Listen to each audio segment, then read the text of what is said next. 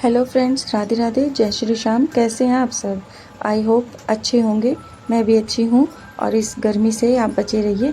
और ये है सुबह 6:30 बजे का टाइम। ठीक है, तो 6:30 बजे मैं देखिए उठ के मुँह मुँह हाथ धो के और फटाफट से झाड़ू पोछा किया और अपने लिए चाय बना के लाई हूँ। और मैं बैठ गई हूँ यहाँ पे, क्योंकि अभी सभी सो रहे थे और उन सभी के सोने की वजह से ही मैं अपनी सिलाई मशीन को वापस से मैंने जो अपनी बुटीक में रखवा लिया है। क्योंकि जैसे कि आपने पिछली वीडियो में देखा होगा कि मैंने अपनी सिलाई मशीन जो है वो एसी वाले रूम में रख ली थी, कि इस वाले रूम में सिर्फ पंखा है, यहाँ पे सिर्फ पंखे की हवा में गर्मी लगती है। और जब ये कटिंग करनी पड़ती है तो ये पंखे को भी बंद करना पड़ता है, या वॉइस ओवर करनी पड़ती है तब भी मुझे पंखे को बंद करना पड़ता है। तो इसीलिए मैं अपनी सिलाई मशीन को जो है एसी वाले रूम में लेके गई थी। वहाँ मैंने सोचा कि मैं वहाँ पे स्टिचिंग कर लूँगी। ठीक है, तो पर नई बात बनी, वापस से मुझे सिलाई मशीन को अपनी बुटीक में ही लाना पड़ा। क्योंकि एक तो वहाँ पे लाइट कम थी, मेरी सिलाई के अकॉर्डिंग लाइट नहीं थी, क्योंकि यहाँ पे सिलाई के रूम में जो बुटीक में लाइट प्रॉपर होनी चाहिए।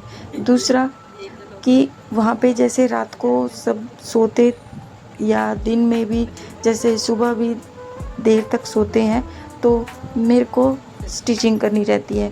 और वो लोग कब उठेंगे कुछ नहीं पता, मैं उनका वेट थोड़ी कर सकती हूँ कि भाई जब उठेंगे मैं तभी की तभी स्टिचिंग पे बैठूँगी। तो मैं जैसे सिलाई मशीन चलाती थी तो वो सभी लोग डिस्टर्ब होते थे, तो इसलिए मैंने फिर सिलाई मशीन वापस से बुटीक में रख ली है।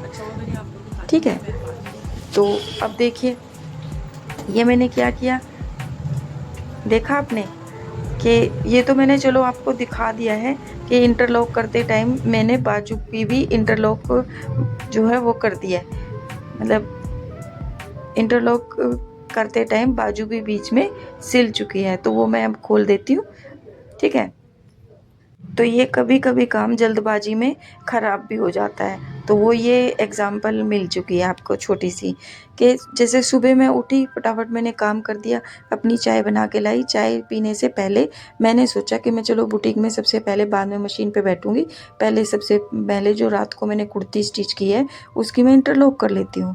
तो इंटरलॉक करने का देखो सुबह सुबह जल्दी जल्दी ये काम होता है, जल्दी जल्दी में बिगड़ ही जाता है कई बार।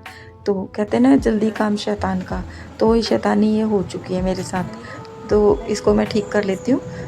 तो जी आप भी ध्यान से जब इंटरलॉक करिए तब ध्यान से करना, क्योंकि मेरी तरह वापस से आपको थोड़ा सा एक्स्ट्रा काम बढ़ जाएगा नहीं तो आपका भी। तो ठीक है, तो ये तो आप लोगों के साथ भी होता होगा कभी, जैसे कि इंटरलॉक करते टाइम आपका बाकी का कपड़ा जो है वो आ जाता होगा कई बार, तो मेरे साथ तो कई बार होता है। ठीक है, तो इधर मैंने देखिए कुर्ती स्टिच कर दी थी और बेल्ट बना दी थी, बेल्ट में पॉकेट लगा दी थी, और सलवार का भी जो क्रोच एरिया है वो भी सील दिया था, आसन जिसे बोलते हैं वो स्टिच कर दिया था। और ये मैंने संडे को शाम को सारा खाना वाना बनाने के बाद सूट की कटिंग की थी, और मैंने सोचा कि तभी की तभी मैं मशीन पे इसे स्टार्ट भी कर देती हूँ स्टिचिंग करना, क्योंकि जितना काम हो जाए उतना बढ़िया, फिर अगले दिन मुझे काम कम होगा तो वो मेरे लिए फ़ायदा होगा। तो जी इस तरह से आप भी अपने आलस को जो है वो साइड में रखिए और अपने जो काम पे फोकस कीजिए, क्योंकि अब जैसे आने वाला जो महीना है, इस महीने थोड़ा सा काम कम होगा, लेकिन अगले महीने से जैसे शिवरात्रि ये आ जाएगी और सावन लग जाएगा, और साथ ही साथ रक्षाबंधन भी आ जाएगी, तो आपका काम अगले महीने, इस महीने को छोड़ के अगले महीने बढ़ने वाला है। ठीक है, फिर से वही सूटों की भरमार आ जाएगी और आपको मुश्किल हो जाएगी सूटों को स्टिच करना, या किस तरह से काम को संभालें ये आप देखिए। आप ये आपके ऊपर बात है कि आप सारे के सारे सूट ले लेती हैं या फिर आप जो अपने कस्टमर को वापस भेजेंगी।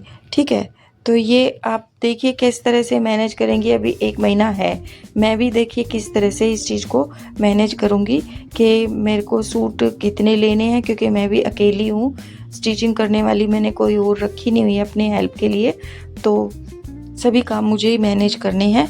तो देखती हूँ मैं कैसे थोड़े लूँ या फिर कस्टमर को वापस भेजूँ, या उनको अभी से बोलना चाहिए वैसे मेरे हिसाब से तो, कि अगर आपको रक्षाबंधन के सूट सिलवाने हैं तो अभी से स्टिच करवा सकते हैं, फिर बाद में मैं क्या पता आपके सूट ना लूँ या आपको मना कर दूँ सूटों के लिए, क्योंकि सूट मेरे पास ज़्यादा हो जाएगा काम। तो मैं कस्टमर को इस तरह से कह सकती हूँ कि अगर आपको अभी देने हैं तो अभी दे सकते हैं, ठीक है। इस तरह से भी कर सकते हैं अपने कस्टमर के साथ डील, क्योंकि एकदम से रक्षाबंधन एक ही दिन का होता है और सभी लेडीज़ को एक ही दिन सूट पहन के अपने जाना रहता है, ठीक है। तो कई लेडीज़ 1-2 दिन पहले भी चली जाती हैं, तो जैसे उनके सूट जो है वो एक ही टाइम पे एक ही डेट पे सबको देने होते हैं, तो ये थोड़ा-सा मुश्किल हो जाता है हम बुटीक वालों के लिए। तो आप देखिए किस तरह से अपने जो बंधे हुए कस्टमर हैं उनको कह सकते हैं कि जैसे ज़्यादा आ जाएगा मेरे पास काम, क्या पता आपका काम हो पाए या ना हो पाए या पेंडिंग रह जाए, तो इसलिए आप अपने सूटों की स्टिचिंग कराने के लिए अभी से मेरे पास डाल दीजिए। जैसे ही मुझे टाइम मिलेगा मैं आपका सूट भी अभी के अभी स्टिच करके आपको दे दूँगी। तो मैं आपकी तरफ से निश्चिंत हो जाऊँगी कि मुझे अपने मेन कस्टमर हैं जो उनका सूट जो है वो टाइम पे सिल के दे दिया। बाकी जो कस्टमर हैं उनके लिए वो टाइम रखिए, उस टाइम पे आप अपने न्यू कस्टमर बना सकते हैं। वो मौका भी बहुत अच्छा है कि आप अपने कस्टमर को इस तरह से भी बढ़ा सकते हैं। जो आपके बंधे हुए कस्टमर हैं ना, उनका तो काम आप अभी बोल दीजिए उन्हें फ़ोन करके या पर्सनली या किसी भी तरह से आप उनको कह दीजिए कि भई रक्षाबंधन के सूट अभी से सिलवा लीजिए, क्योंकि फिर बाद में आपके सूट बनाने का टाइम नहीं रहेगा मेरे पास, और बाकी के जो टाइम बच जाएगा उस टाइम पे आप नए कस्टमर ले लीजिए, ठीक है। तो इस तरह भी हम अपने कस्टमर को बढ़ा सकते हैं अपने बुटीक में, ठीक है। तो इधर बातें करते करते जी मैंने सलवार स्टिच कर दी है, ये चुन्नटे डाल दी है, और सलवार में जो ये पोंचा मैंने बनाना है, और पोंचा बनाने की वीडियो मैं दूसरे वाले चैनल पे मैंने डाल दी है। और इस वीडियो में मैंने आपको सिर्फ थोड़ा मतलब हल्का फुल्का ही बताया है कि किस तरह से मैंने इसमें चुन्नटें डाली हैं सलवार में।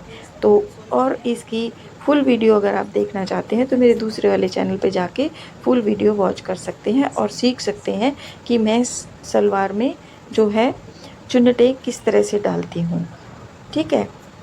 और वहाँ पे भी जाके आप कमेंट्स कर सकते हैं। अगर आपको सीखना अच्छा लगा वहाँ पे तो कमेंट्स करिए, अगर पसंद आई हो वीडियो तो लाइक कीजिए।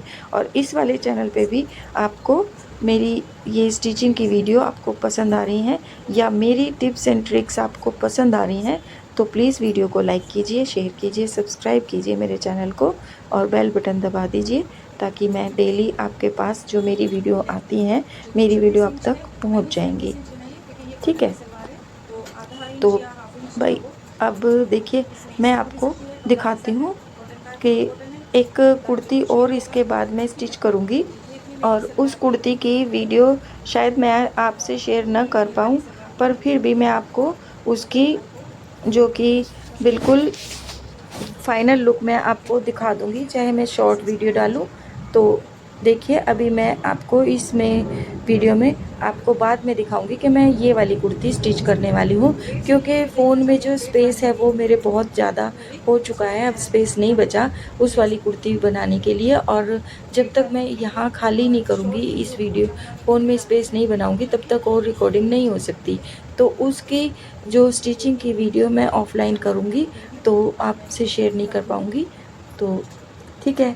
अब ये जो कुर्ती की वीडियो मैंने आपको स्टार्टिंग में भी दिखाई थी, इस कुर्ती को जो कि मैं इंटरलॉक करते टाइम मैंने दिखाई थी कि इंटरलॉक इसकी होगी, तो ये कुर्ती मैंने इस तरह से स्टिच की है, तो ठीक है।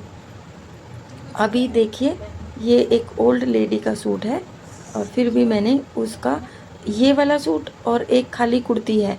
जो कुर्ती मैंने वो बनाई है वो उनकी बहुत ही अच्छी तरीके से, बहुत ही प्यारी सी बनाई है।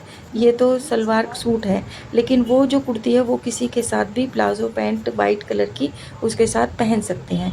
तो ये देखिए मैं अभी आपको दिखा देती हूँ कि किस तरह से ये वाली कुर्ती की स्टिचिंग करूँगी मैं। और ये मैं आपको दिखा नहीं पाऊँगी, जैसे कि मैंने आपको बताया कि फ़ोन में मेरे स्पेस नहीं है। तो अब मैं वीडियो को यहीं एंड करती हूँ। Bye bye friend, goodbye. Video अच्छी है तो लाइक कीजिए।